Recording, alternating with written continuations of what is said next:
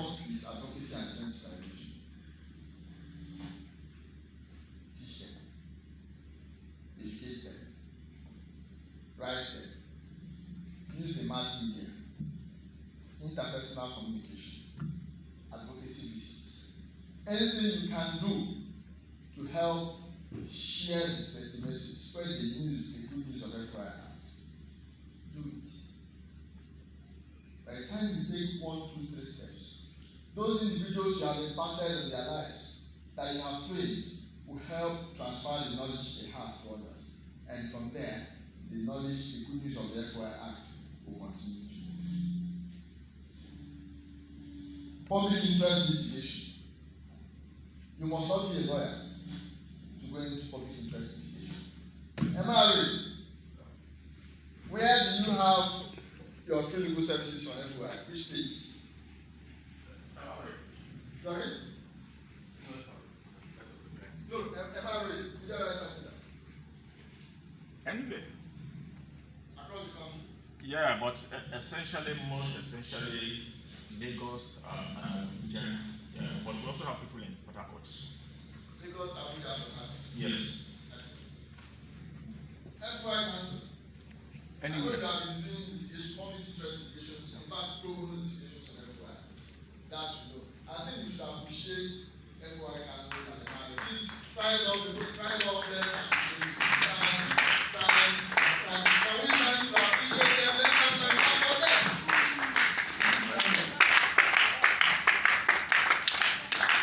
Thank you. Thank you very much. Thank you for the honor. We do FY litigation in any part of the country. We have 4 in Abuja. We have gotten 2 judgments in Abuja this year, which we are taking to Court of Appeal. We also have fresh 4 Court of Appeal cases. We didn't conduct at the High Court, but they asked us to help them at the Court of Appeal. So, and we also try to mentor young lawyers to go to their trainings. Because FOI is also an area of specialization. Selection petition lawyers are specialized. Most of lawyers are specialized. And again, even everybody here can actually go to court to do your case on FOI. Where there was a litigant, Sessun, very ambitious litigant, but the lawyer was not helping matters. If Sessun will call me, I will send president to him. He will amend the president and put the lawyer's name. I said, stop that. Be putting your name.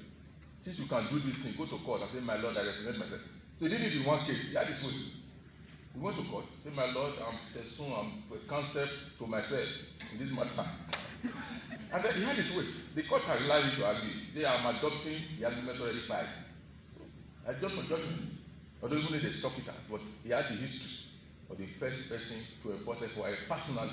And he didn't know. I was not allowed to you have made the history. So everybody here can actually do it yourself. Just go to court.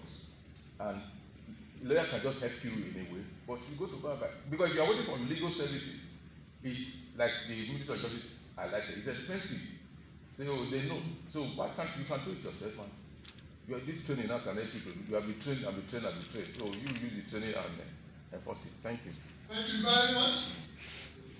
So, collaboration with relevant agencies of government. That's priority you should do. But please, you must be careful. You must be careful. Government is our government. Yes, the people there are brothers and sisters. Yes, but you should know, like Council said earlier, when you go to court to make demands of public institutions, do not forget that the man sitting on the bench, the judge or the panel of justices, also belong to the supply side. Of course, there's even one part that we've not actually explored, and that's invoking the FOI Act on the judiciary. It's applicable to all the 3 arms of government, except the legislature and judiciary. So I think we are not helping the act by not also giving our searchlight, on the judiciary. It's time we sit down. In fact, I'll be happy if in this meeting we articulate 1 or 2 ideas that would enable us to file FOI requests to any of the branches of the judiciary. I'm sure it's something that's worth experimenting. So, it's our duty to explain to those who do not understand, issues about FOI, particularly the public institutions.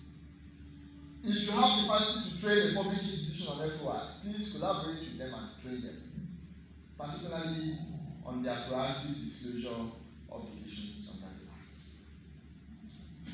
Naming and shaming, yes. Emma Ray, there was a time you were doing, what is it? A Hall of Shame, FY Hall of Shame. Yes, it was part of the naming and shaming. Anything you can do to name and shame a public institution that violates FY provisions, please do it. Now, don't only name and shame. We should also have the culture of appreciation. So it's not only when they fail that we call them out. When they comply, we should also have creative ways of appreciating them. It's a carrot and stick approach. So those that are being appreciated those that are being named and shamed know that there are some persons, there are some public institutions being appreciated. So they would want to be like them, naturally. In conclusion, the FY Act is a citizens-driven law, and implementation is difficult without your involvement and my involvement. I keep telling us, it's difficult for a thief to come to say, come and catch me, I stole you. Is it easy? A thief, come, I have stolen, come and catch me. It's very difficult. But you, the owner of the house, sometimes we forget that those in public positions are our employees. We are their actual employers. By the time we take advantage of the Act to hold them responsible, they will know that they are bound by law to comply. And the Act will work. So it's difficult to get the Act implemented if the citizens are not involved. Thank you very much. And that's where my side of the conversation will end. I'll now throw it back to Ross. Suggest ways of ensuring that MDAs take advantage of the proactive disclosure protocol to comply with the provisions of the FY Act. The protocol document is the next thing that will be displayed after this process. Most of the those here were part of the validation exercise. So please give us your opinion, what we can do to ensure that either we compel, we encourage, or we persuade public institutions to comply with the FY Act, particularly their proactive disclosure obligations under the FY Act. So please take your numbers as usual. If you have a suggestion, you have an opinion. Okay, I can see a hand up. 1, 2, 3. Yes. Yes, you are the third person. No, okay. You're the third person. Yes, who else wants to assist us? We are now seeking, want to get your opinion. I have a question. Before you okay. leave, all right. Okay, please go. While talking, I'm okay. Okay. When you were talking, you made mention of sharing a slide with us about tips. So I would want.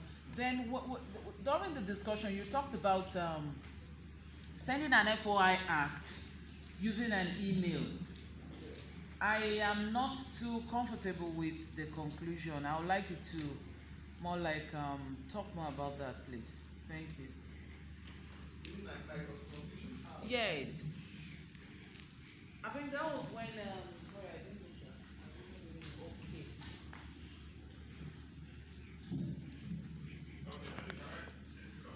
All right. I think my voice should carry. So I think the question was whether people can send FOI requests using email. Yeah. Now, the FOI Act, what do you call it? The FOI Act gives the Office of the Attorney General of the Federation the responsibility of ensuring the effective implementation of the Act. Part of what he has done is to develop a guideline for that explains some things, what should be done, how to interpret some of the. Okay, when trying to enact the act. No. In implementing the act. Yes, like if you were here when Godwin made his presentation. He said the FY Act says 7 days, but that guideline has interpreted it to mean 7 working days, Okay. excluding public holidays, Yeah. excluding weekends. Okay. So, in his responsibility as the oversight body responsible for the FY Act, the Office of the Attorney General has come out with the guidelines for the implementation. So, for the implementation, part of what the Attorney General says is that when people make FY requests and submit, ideally, such institutions should acknowledge, give back to the person who is making the FY request a tracking number, Okay. and then the details, phone number, email of the person in charge, so that if the person wants to make a follow-up. Part of it also is that there should actually be a special record. I mean, I don't know how to put it, nominal record for mails. I think there's a nominal record for mails that come in January, but that there should be a special one for FOI request Okay. that treats only FOI request.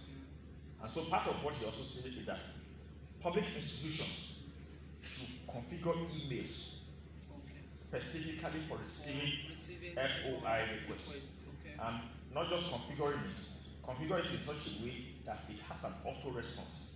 Meaning when any mail hits it, when the email gets any email, it is mentioned, it automatically sends an auto response. Yes. Saying that your request has been received and is they're being working processed. on it, Exactly. yeah. So the email, at least by virtue of that guideline, the email is it's a legal means of sending a file request. Okay. Now, so like I think he gave an example. Peradventure now that I now sent an FOI request, and unfortunately the 7 days elapsed, and I went to court.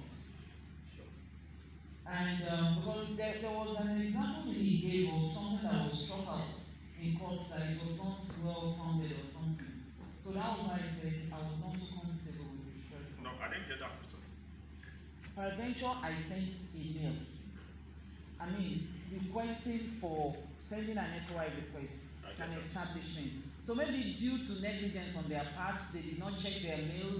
They probably did not updated their site for long. And I now counted, it was 7 days. So what do I do? For me, by reason of that guideline of the Attorney General of the Federation, if it can be established that the email belongs to the public institution, and then you can prove that you actually send it, and that's just I have a utility. copy. It can Fine, start. so I can still go to court. Yes. I think what you need to do is make sure that when you send the FY request, there are two things you need to check. Number one, some of the public institutions, there's I don't know what you call it in law. Before you sue them, you must give them notice.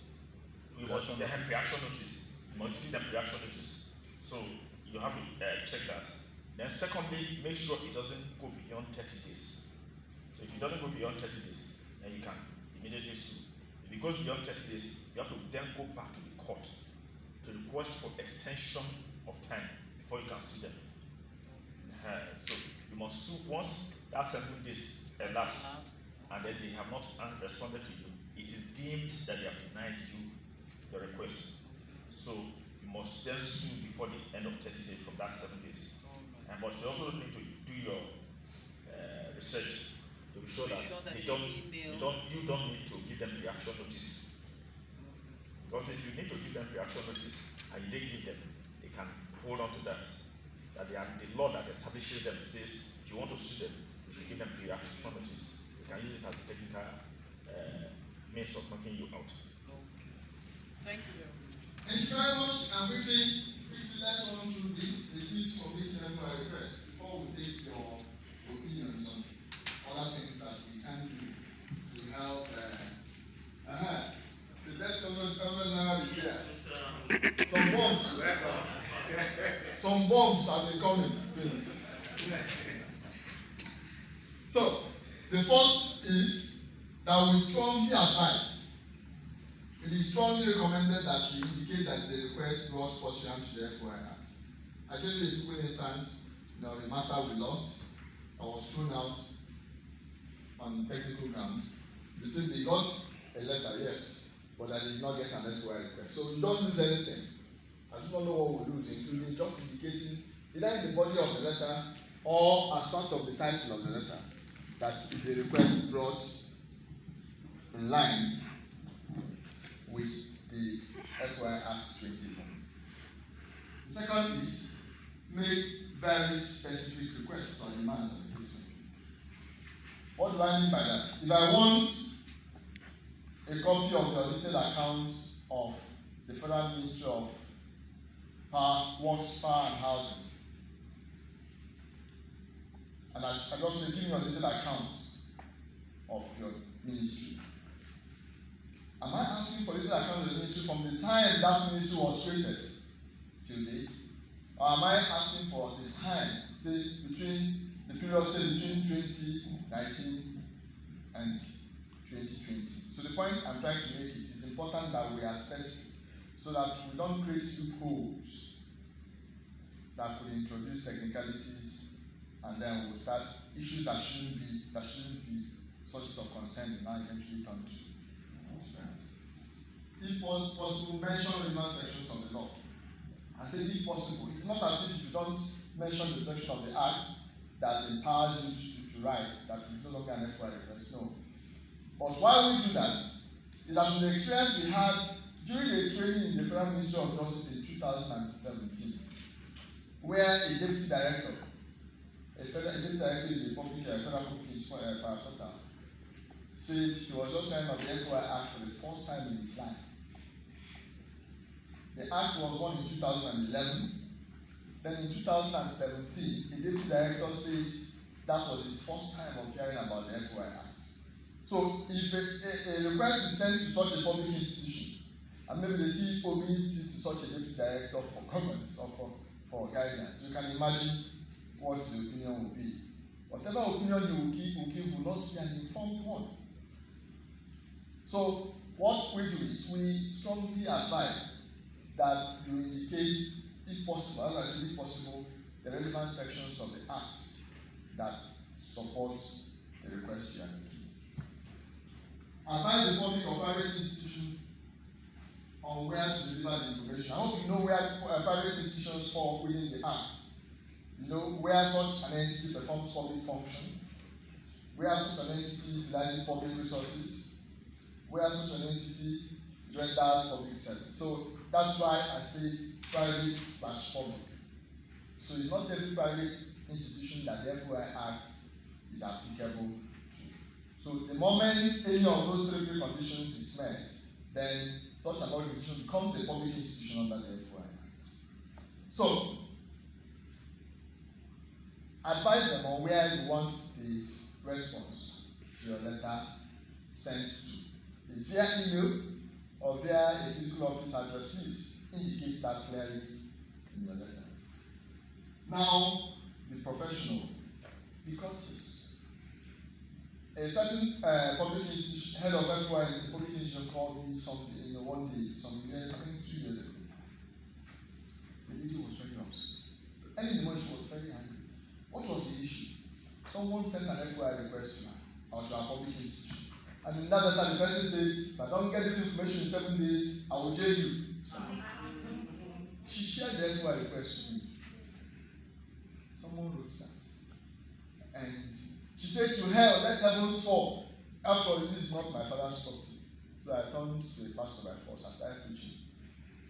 I said, please, let's not throw the dirty water away with the child. You know, just see how you can attend to the request for information, from the point of his merit. Whatever he has asked for, if you think it's something he should have, please give him. If you think he shouldn't have it for 1, 2, 3 reasons, please respond, telling him why you're unable to give it out. And if he's satisfied, he will let it be. If he is not, he will invoke section 20. So, do not forget that the public institution does not know you. The individuals may not know you. So what they know about you is that which is contained in the letter. Now, if your letter is such that suggests that you are one funny character, that is the impression they will have about you. You don't lose anything by using those professional words. Please, when you say please, does it take away anything from you? Kindly avail me. We most respectfully ask. It doesn't stop you from being who you are. Don't threaten people. I will jail you in 7 days if you don't give me the information. So that's why I say, please, as much as possible, be professional, be courteous. It helps. And finally, I said, as much as possible, build partnerships.